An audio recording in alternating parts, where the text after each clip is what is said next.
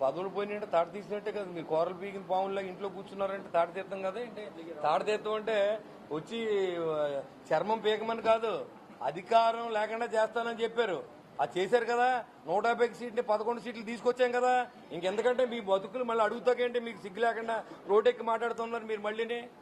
తాట తీర్థం అంటే బ్లేడ్లు అయి పట్టుకుని బ్లేడ్ బ్యాచీలాగా కోసారు, మీకు మళ్ళీ గొట్టలెట్టుకొచ్చి నరికారు. అధికారం నుంచి తప్పించడం తాట తీయడం కదా. మీరు ఎలా ఉన్నారంటే ఇప్పుడు అంటే బాగోదని బయటకు వచ్చి మాట్లాడుతున్నారు తప్ప మీలో ఎక్కడెక్కడ జీవకళ్ళు.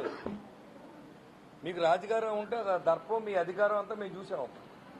మాట్లాడితే బూతులు తిడతాం, మాట్లాడితే ఎవరినైనా సింగులర్లో మాట్లాడతాం. మీ జబ్బు పోదు, ఇంకా పోలేదు. ఎవడు జైలుకి వెళ్తాడు ఎమ్మెల్యే అయిపోతాడు అనుకుంటున్నాడు తప్ప ఈ చేసే తప్పులు ప్రజలు తెలుతాయని ఎవడు అనుకోవట్లేదు.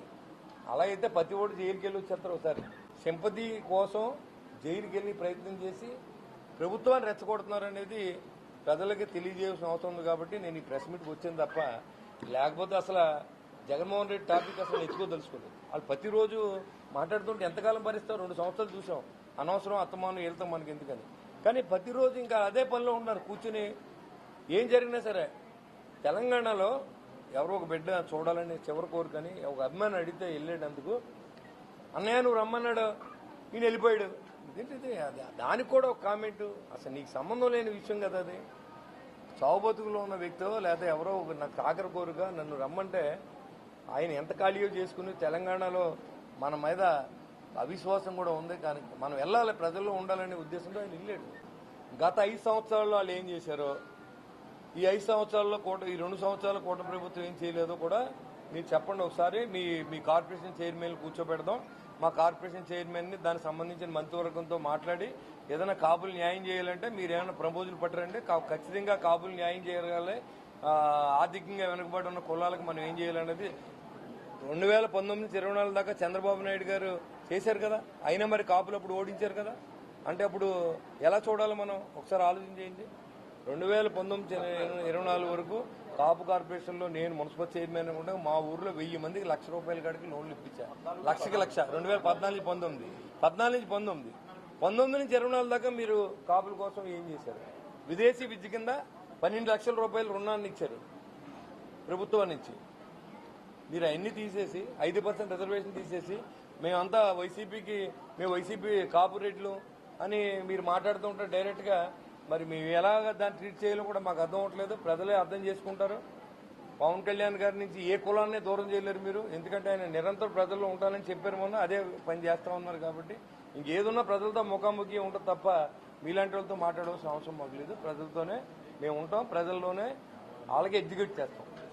కూటమి ప్రభుత్వాన్ని చెప్పుకోలేకపోతే కళ్ళు ఉన్న కబోదులకు ఎవరికైనా కనపడదేమో. ఒక రోడ్డు లేదు, ఒక తట్ట మట్టి లేనటువంటి అసమర్థ పరిపాలన చూసాం. రైతు ధాన్యం తోలితే పండిస్తే ఎక్కడ తోలాలో తెలియని అసమర్థ పరిపాలన చూసాం. డ్రిప్ ఇరిగేషన్ తీసేసి రైతులు పట్టించుకొని ప్రభుత్వాన్ని చూసాం. పెన్షన్లు ₹1000 పెంచుతానని చెప్పి 4 సంవత్సరాలు పెంచిన ఘనత జగన్మోహన్ రెడ్డిది. ఇవాళ 6 ప్యాక్ 99.9% అమలు చేశాం. అంటే అలా కనపడతలేదేమో. నారాయణ గారికి కొన్ని కనపడవు. ఆయన ఒకసారి అన్ని రివిజన్ చేసుకుని టీవీలో వేసి క్లిప్పింగ్ అన్ని చూసుకుంటే ఆయనకు అర్థం అవుతుంది. కాబట్టి అదే నేను చెప్తున్నాను కదా, హీరో విలన్ దెబ్బలాడుకుంటే మధ్యలో కమెడియన్ వచ్చినట్టు వచ్చి ఆయన ఏదో మాట్లాడి వెళ్ళిపోతూ ఉంటాడు. కాబట్టి ఆయన సీనియర్, ఆయన గౌరవం ఆయన ఉంచుకోవాలి.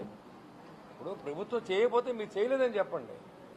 ఏదన్నా మనం ఇవ్వలేనప్పుడు మీరు అడుగుతున్నారు కదా. మీరు ఏదైనా ఇవ్వకపోతే మీరు ఒంటరి మహిళలకు 1500 ఇస్తున్నారు, 50 సంవత్సరాల వాళ్ళకి డబ్బులు ఇస్తున్నారు. కరెక్టే, ఇవ్వాలని ఉన్నది.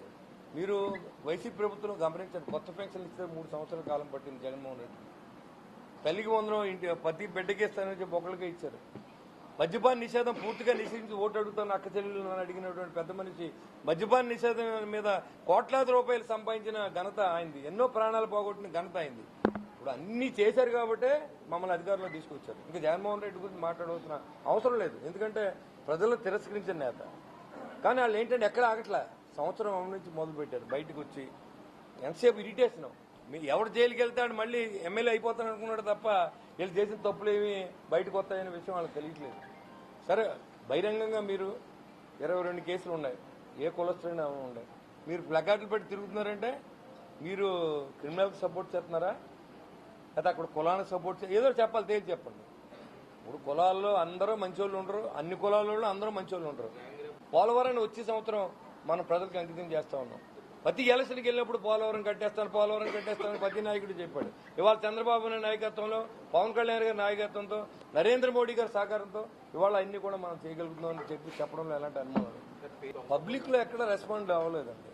ఈ రాజకీయ నిరుద్యోగులు మాత్రం దాని కేసు. అప్పుడు చాలా మందికి అన్యాయం జరిగింది, చాలా కుటుంబాలు అతని వల్ల ఇబ్బంది పడిన వాళ్ళు అందరూ కూడా హ్యాపీగా ఉన్నారు. వాళ్ళతో పాటు అతను ఒక్కడే కాదు, గంజాయి అనేది నిర్మూలించిన వ్యక్తిగా నేను చూశాను. నేను మీడియాలో గంజాయిని పూర్తిగా కృష్ణలంకలో నిర్మించిన వ్యక్తి సిఐ నాగరాజు అని చెప్తా ఉన్నాను. అక్కడ ఏం జరిగింది అంత మాత్రాన్ని చంపేయమని ఎక్కడా లేదు. దానికి నేనేం సపోర్ట్ చేయను. చట్టాన్ని మన చేతులు తీసుకోవాల్సిన అవసరం లేదు. క్రిమినల్ అది ఏదైనా జుడిషియల్ గా వాళ్ళు ఏం చేయాలి తప్ప అక్కడ ఏం జరిగిందో తెలియకుండా మన ఊహాగానాల మధ్యన సిఐ నాగరాజు చంపేశాడనో లేదా ఇంకోటనో ఇవన్నీ ఇది కరెక్ట్ కాదు. కాబట్టి అది సిట్ వేశారు, వచ్చి రిపోర్ట్ బట్టి మనం మాట్లాడుకోవాలి తప్ప ఊహాగానాల మధ్యన డెడ్ బాడీ ఫోటోలు పెట్టేసిన వ్యక్తులే చెప్పాలి దానికి సమాధానం ఏదైనా ఉంటే. కోర్టు కూడా రేపు పొద్దున్న 29వ తారీఖు లోపు మరి ఆయన చెప్పమన్నారు కదా, ఈ బాడీ ఎక్కడ ఫోటో తీశారని మళ్ళీ చెప్తున్నాను నేను. రాంబాబు గారు మీరు తీశారు కరెక్ట్ గా కోర్టుకు పెట్టేయండి. సిఐ నాగరాజుకి కానీ పోలీసుకి కానీ శిక్ష పడే బాధ్యత మీరు తీసుకోండి. ఖచ్చితంగా ప్రభుత్వం మీకు కూడా సపోర్ట్.